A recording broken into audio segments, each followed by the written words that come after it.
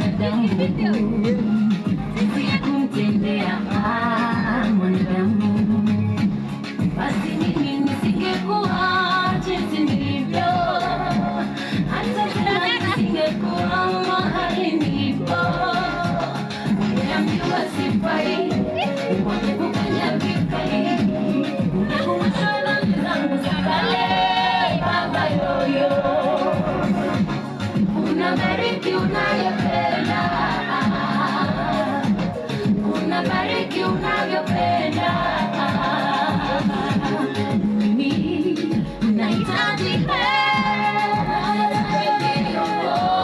yako Yesu, nahitaji ndio yako Yesu, ninataka ndio yako Yesu, ndio yako ndio itanisimamisha, ndio yako itanifunga.